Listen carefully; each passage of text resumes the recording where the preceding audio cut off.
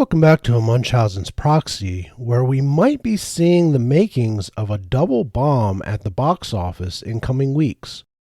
I know, that doesn't exactly narrow things down lately. I could be talking about almost any movie these days, it seems. Hollywood's denizens seem to be going out of their way to create, and I use that word loosely, masterpieces of awfulness and then berate us as istophobes when we notice the absolute tripe they are serving up as filet mignon and lobster. On July 21st, we have Barbie hitting wide release in the United States. Previews for critics, however, have been coming out for days. The parent company of the Barbie brand, Mattel, has done all in its power to market the movie to everyone as a fun, lighthearted film that has Barbie explore the real world. We've seen movies like this before. Greta Gerwig, the director and co-writer of the movie, as well as stars of the film like Margot Robbie and Kate McKinnon, have been telling a different story. Quite frankly, I could not care less about this movie if I tried. Why, you might ask, am I talking about it then? Easy. It is yet another example of the entertainment industry shooting itself in the head. Early projections for Barbie had its opening weekend well north of $100 million, and long-term projections making it one of the hits of the year. Recently, however, I have begun seeing projections heading south. Instead of rock-steady projections in the $125 to $170 million range, articles have begun appearing in the last couple of days, inching that downward until projections from places like Variety, Forbes, Screen Rant, and Deadline are coming in with numbers ranging from $120 million all the way down to the numbers that were being talked about before the media blitz from Mattel and Warner Brothers began in the late spring. What is dragging the projections down, you might ask? According to those who got early access to see the Barbie movie, the movie is straight up feminist manifesto in film format. And not like the first wave feminism where everybody gets to be equal, or even second wave feminism where women can be independent and don't need men. No, apparently this is straight up third and fourth wave feminism where men are evil and must be brought down and subjugated. Before you erupt in protest, let me get to the spoiler sections of this video and explain what happens in the movie. If you don't want spoilers because you plan to see the film, please pause this, go watch the movie, and come back and see if I was right.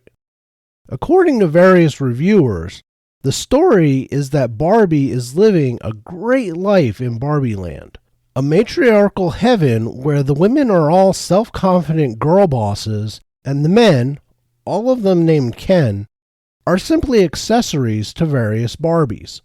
The Kens are only happy when with their Barbies and want a closer relationship with them, but the Barbies continually rebuff them when busy with other things. The Margot Robbie Barbie winds up being told she has to go to the real world to find the child playing with her to fix a problem she has.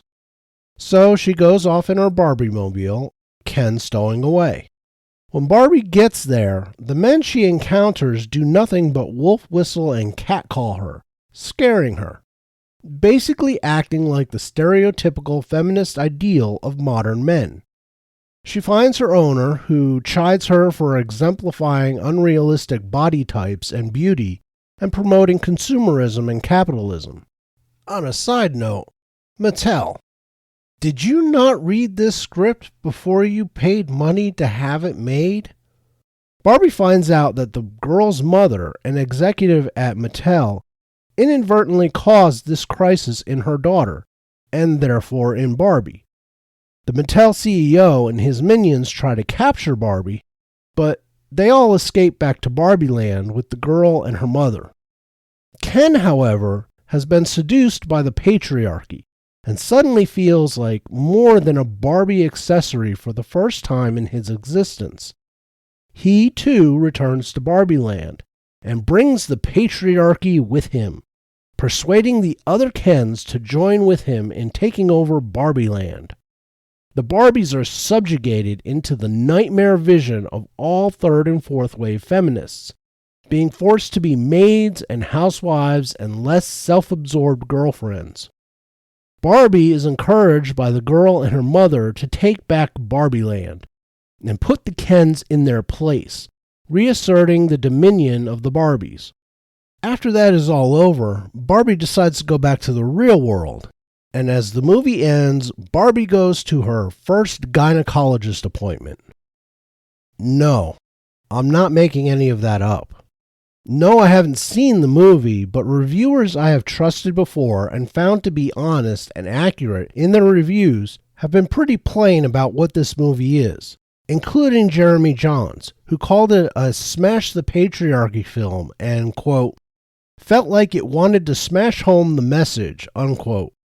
As a matter of fact, John's rating suggested finding something stronger than alcohol to get through the movie. I will admit to not being the target audience for this film.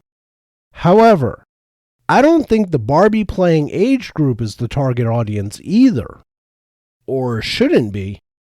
There is some seriously warped, misandrist messaging in this thing.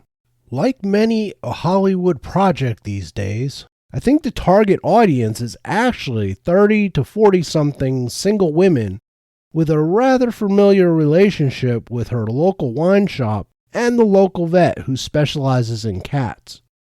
Given Barbie's $145 million budget and the massive ad spend that they seem to be doing, Barbie probably needs to break $400 million, meaning Warner Brothers needs this movie to have legs and great word of mouth. But with reviews like this coming out from mainstream middle-of-the-road reviewers like Jeremy Jahns, this might have trouble getting those legs. With the heavy-handed messaging, word of mouth on this movie might be the make or break as to whether or not this movie breaks even or makes money for Warner Brothers. On the other end of the sexual spectrum, we have another Warner Brothers project whose projections wish they were going down to sub 100 million. Blue Beetle is scheduled to land in theaters on August 18th, and projections recently have done what this movie is about to do to the box office, namely crater.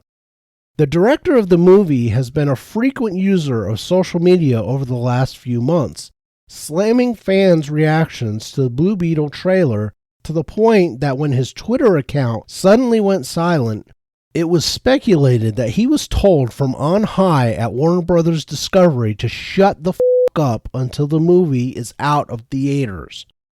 Blue Beetle was supposed to be the last of the DCEU movies orphaned by James Gunn when he announced a universe reboot and the creation of his Gunverse, the DCU.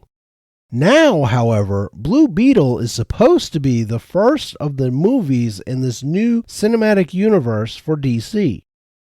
Soto shitting on fans, the dreadful look of the trailer, and the inclusion of the line, quote, Batman is a fascist, unquote, by George Lopez's character at the end of the trailer have all been sour notes in the lead up to a movie about a character most normies have never heard of. This normie included. Box Office Pro is estimating that Blue Beetle will open with a minuscule $12 to $17 million opening weekend and a total box office run in North America between 27 and 55 million. This would make it a bigger bomb than Shazam 2 by a large margin. As an opening act on what is supposed to be a new cinematic universe, Blue Beetle will have the higher-ups at Warner Discovery seriously nervous, especially in the wake of fan reaction to the DC movie plan Gunn announced several months ago being less than enthusiastic. With a $120 million budget, Blue Beetle needs to clear about $300 million, give or take depending on media spend, to break even. And not even the high-end estimate by Box Office Pro of $55 million is going to come close. That means Blue Beetle is shaping up to be close to a 9-figure loss for DC. Again. That is all I have for this video. If you like what I do here, please subscribe to the channel and hit the bell icon to get notified of new videos. Also, please hit the like button, share the video, and leave a comment down below. It all helps the channel, and I appreciate it all. Until next time, tschüss.